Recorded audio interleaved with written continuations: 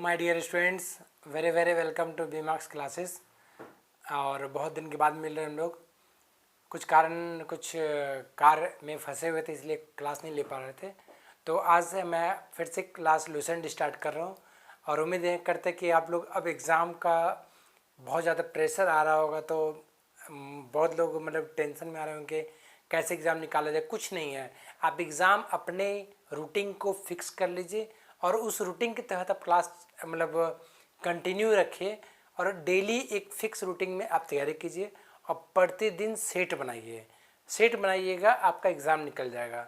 रही बात ट्रिक और क्लासेस के, तो क्लासेस मैं देते रहूँगा और रीजनिंग कंप्लीट हो जाएगी। आपको जीके भी मैं कोशिश करूँगा कंप्लीट करने का। इंग्लिश भी आपका महत्वपूर्ण पार्ट जो होगा मेन, वो सारा चीज़ आपका एसएससी एग्ज़ाम के पहले ख़त्म कर दूँगा। तो सिर्फ आप इसको जो मैं पढ़ाता हूँ उसको याद कर लीजिए, आपका सारा पेपर कहीं क्वेश्चन नहीं फंसने वाला। जितने एसएससी रेलवे में क्वेश्चन आएंगे वो सारे मैं कवर करते जाऊँगा। तो चलते हम लोग आज बहुत ही इंपॉर्टेंट टॉपिक लेकर के आया हूँ, वो लूसेंट का हम लोग चल रहे हैं। लूसेंट के ऑब्जेक्टिव के अनुसार, क्योंकि बहुत सारे डिमांड करने पर सारे स्टूडेंट का आया था कि सर हम लोग ऑब्जेक्टिव करवा दीजिए। तो अगर मैं ऑब्जेक्टिव में डायरेक्ट करवाता हूँ, लाइन बाय लाइन लिखूँ तो शायद आपको याद नहीं होगा, इसलिए मैं सोचा कि कुछ अलग तरीके से मैं आप लोग को समझाऊँ और आप लोग इसी तरीके से अगर आप याद करेंगे तो मुझे लगता है याद हो जाएगा। तो देखते हैं हम लोग लूसेंट का संविधान का भाग। देखिए इधर, तो संविधान के भाग है हमारे पास टोटल 22 और अभी जो अपडेटेड है टोटल 25 है। लेकिन 25 किस तरह से है? 25 है जैसे आपका क ख, यहाँ क आ गया, फिर 14 का कम है, तो जो क ख जो एक्स्ट्रा है ना वही 22 + 3 25 है। लेकिन आप जब नंबरिंग देखेंगे तो आपको टोटल 22 ही दिखेगा। तो चलते हैं पार्ट बाय पार्ट चलते हैं। और जो आर्टिकल है ना, मतलब जो अनुच्छेद है, किस अनुच्छेद में क्या है वो बाद में याद कीजिएगा। पहले आपको ये याद करना है कि भाग नंबर 1 में क्या है। अगर ये याद रह गया तो सेकंड पार्ट में हम लोग वो देख सकते हैं कि किस भाग में कितना आर्टिकल, कौन सा आर्टिकल है। क्लियर है? चलते हैं। और जो आज तरीका मैं बता रहा हूँ, मुझे उम्मीद है कि आप उस तरीका को सिर्फ इसी तरह याद रखिए तो आपको याद हो जाएगा ज़िंदगी भर के लिए। देखिए पार्ट 1 यानी संविधान के भाग। अच्छा, भाग है क्या? भाग समझिए कि जैसे आप चैप्टर लिखते हैं ना, यूनिट्स, आप क्लास 10 पास किए होंगे तो यूनिट 1, यूनिट 2, यूनिट 3 देखे होंगे और उस यूनिट में 4 चैप्टर, 5 चैप्टर होता होगा। उसी प्रकार इसमें भी भाग में जो जिस सेक्शन में सूटेबल हुआ उसको उस सेक्शन में उसको रख दिया गया और उससे संबंधित सारे अनुच्छेद उसी में दे दिया गया। जैसे एक एग्जाम्पल, संघ एवं उसके राज्य क्षेत्र है ना, तो संघ मतलब क्या हुआ? यूनियन। उसके राज्य क्षेत्र यानी states and union, state and central, और उसके क्षेत्र, तो उसका विवरण जो है आर्टिकल भाग नंबर 1 में है।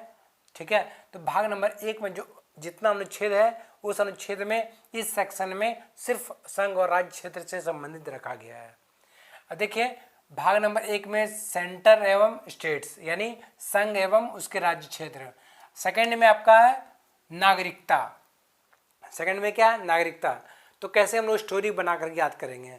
स्टोरी क्या होगा? जैसे सेंटर और उसके राज्य क्षेत्र में कौन लोग रहेंगे। सेंटर और स्टेट कब बनता है? स्टेट किससे बनता है? लोगों से बनता है ना। अगर लोग ही नहीं रहेंगे तो उसका कोई बाउंड्री का मकसद ही नहीं है। तो नागरिकता यानी नागरिक लोग रहेंगे तभी तो सेंटर स्टेट बनेगा, है ना। तो सेकंड भाग में, पहला भाग में संघ और राज्य क्षेत्र यानी एक घर, है ना, एक घर में सेक्शन अलग अलग, तो ये हो गया। सेकंड में नागरिकता। थर्ड में है आपका जब नागरिक आ गया तो अब क्या करेंगे? तीसरा में जरूरत पड़ गया आपको मौलिक अधिकार का, यानी यदि नागरिक है तो उसके पास कुछ अधिकार ऐसा होना चाहिए, यानी कुछ बोलने का अधिकार है ना। तो कुछ ऐसे अधिकार उसको दिए गए हैं संविधान में जिसके तहत हर नागरिक को एक अधिकार मिला है कि ये अधिकार पूर्ण अधिकार है, वो बोल सकता है। Right to education, right to freedom, इस सब आपको दिया गया है। अब देखिए, तो पहला क्या था? संघ एवं राज्य क्षेत्र। उसके बाद जब संघ आया, राज्य आया, संघ में पहले सेंटर, फिर स्टेट, उसके बाद क्या आया? पब्लिक, है ना, सिटीजन, नागरिक आया। नागरिक आया तो क्या उसको मिलना चाहिए, राइट मिलना चाहिए। तो राइट मिल गया, मौलिक अधिकार, है ना। भाग नंबर 3 में मौलिक अधिकार। चौथा में देखिए नीति निर्देशक तत्व। नीति निर्देशक तत्व मतलब होता है कि कोई भी स्टेट नियम बना सकते हैं, है ना। तो कोई भी स्टेट अगर कुछ नीति बनाते हैं तो उसमें किस किस चीज़ों को फॉलो करके किस किस चीज़ का अनुसरण करना होगा, कौन कौन सा चीज़ बात आपको ध्यान में रखना होगा, उस बातों में ध्यान में रख करके आप नीति बना सकते हैं। तो ये चीज़ जो है नीति निर्देशक तत्व जो हमारा आयरलैंड से लिया गया है, इसमें क्या होता है कि नीति बनाने के सारे निर्देश दिए गए हैं। ये क्या है हमारा 4 का भाग नंबर 4 में। और उसी में 42वें संशोधन के अनुसार ये जोड़ा गया 1976 में मूल कर्तव्य जोड़ा गया, जो कि मूल कर्तव्य नहीं था। तो कुछ मूल कर्तव्य भी हैं, सिटीजन को दिया गया कि आपको एक फंडामेंटल ड्यूटीज़ दिया गया है कि आपको ये सब आपका कर्तव्य है। एक अगर नागरिक हैं, लोकतंत्र देश में है, तो आपको कुछ ऐसा चीज़ आपके पास होना चाहिए जो आपका कर्तव्य बनता है कि आप इसको कीजिए।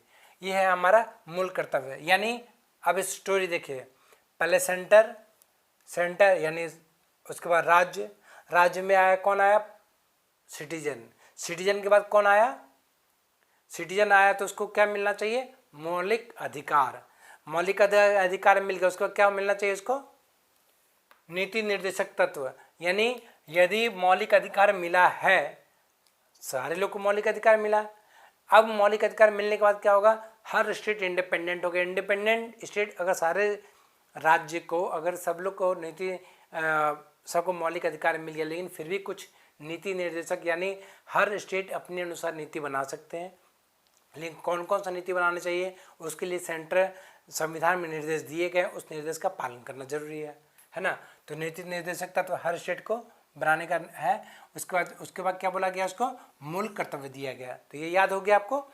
अब देखिए 5वां नंबर में, तो ये एक एक भाग में 4 भाग में इसको याद कर रहे हैं, ठीक है। देखिए इधर 5वां में क्या है, संघ यानी केंद्र, है ना। केंद्र में क्या क्या आता है आपको, जैसे राष्ट्रपति आ गया, उपराष्ट्रपति आ गया, प्रधानमंत्री आ गया, संघीय कार्यपालिका आ गए। तो ये सारे चीज आपको किस में आ गए, संघ में।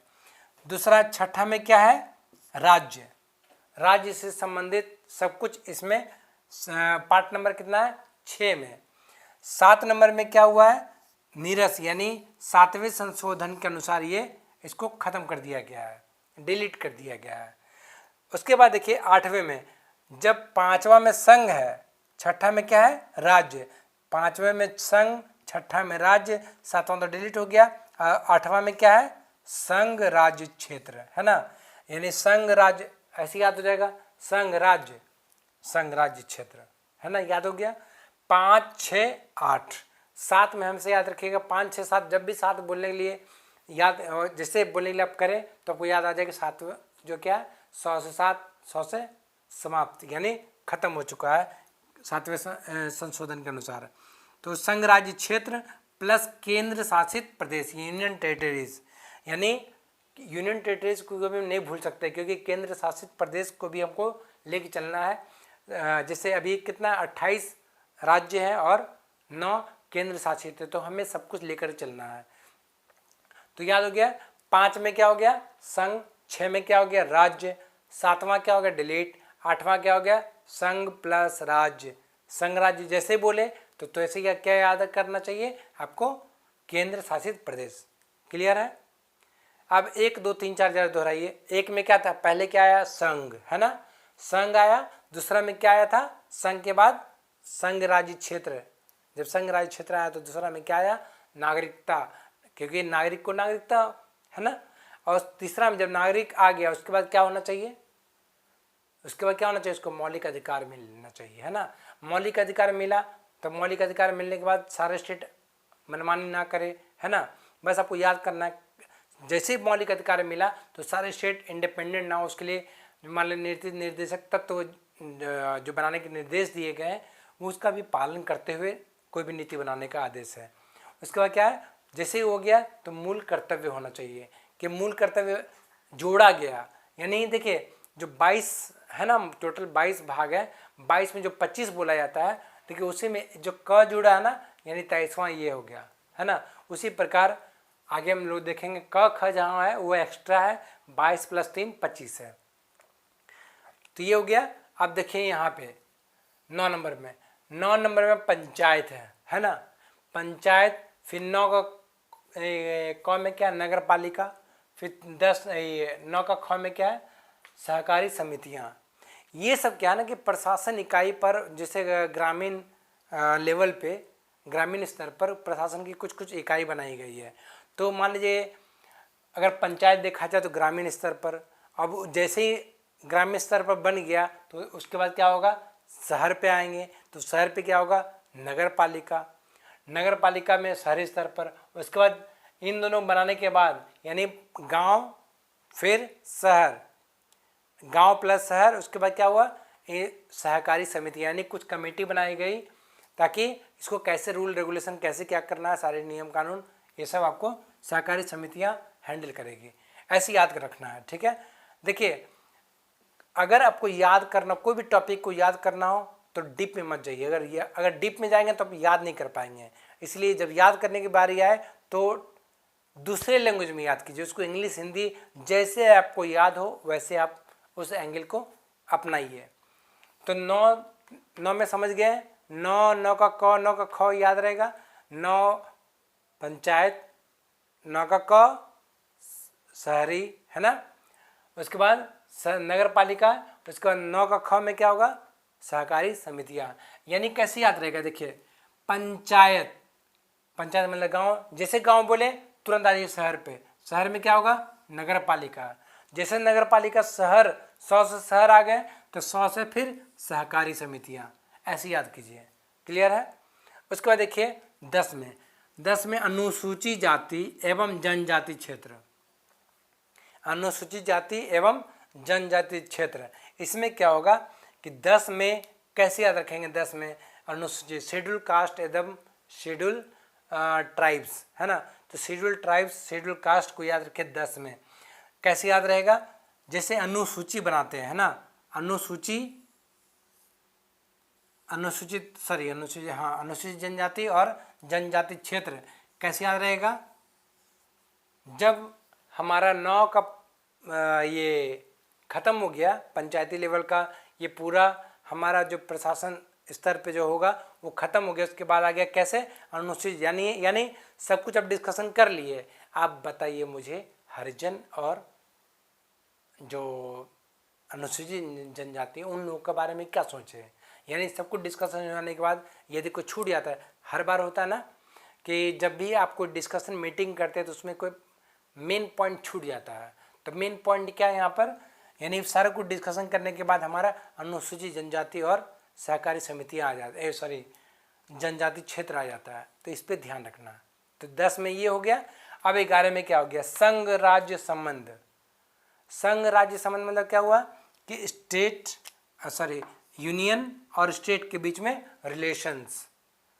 तो ये कैसे बनेंगे, देखिए इंडिया में बहुत सारे ऐसे स्टेट्स हैं जो कि शेड्यूल ट्राइब से अफेक्टेड है, ठीक है।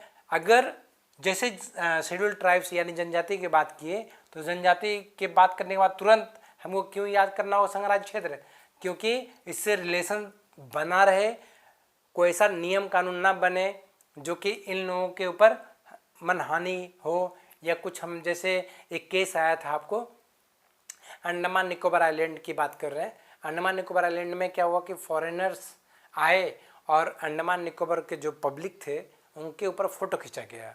मतलब वो उनका जो रहन सहन जैसे था, जैसे मतलब कपड़ा सही ढंग से नहीं पहनना, उसका मजाक उड़ाया गया। जैसे उसका मजाक उड़ाया गया तभी एक नियम कानून बना कि नहीं, आप मजाक नहीं बना सकते हैं, उनका वो कल्चर है, उसी कल्चर में उसको रहना है और उसी को उसको फॉलो करना है, इसलिए आप मजाक नहीं उड़ा सकते हैं। यानी जनजाति क्षेत्र जो है, अनुसूचित जनजाति क्षेत्र जो है, आप उसका पूरी तरह से प्रोटेक्शन करना होगा।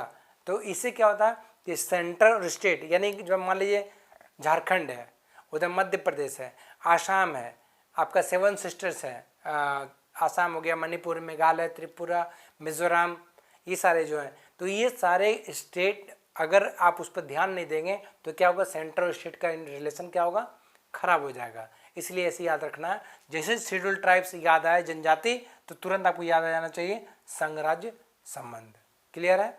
संघ मतलब हमेशा याद रखिए केंद्र, और राज्य मतलब स्टेट, ऐसे याद रखना है। इन दोनों के बीच में रिलेशन कब सुधरेगा या खराब होगा, जब जनजाति क्षेत्र को आप बराबर का वैल्यू देंगे, बराबर समान तरीके से अगर आप देखेंगे, तब क्या होगा, संघ राज्य का संबंध हमेशा अच्छा होगा।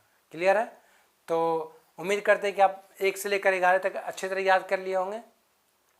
एक बार स्क्रीनशॉट ले लीजिए और कॉपी में इस तरह नोट्स बना लीजिए, आराम से याद हो जाएगा। क्लियर है? तो चलते हैं अब हम लोग नेक्स्ट फिगर की ओर। लेकिन नेक्स्ट फिगर की ओर बताने से पहले ज़्यादा लोड नहीं, सिर्फ आपको इतना याद कीजिए, फिर हम लोग जो 12 से 22 होगा वो अगली क्लास में लेंगे। ओके, बहुत बहुत धन्यवाद।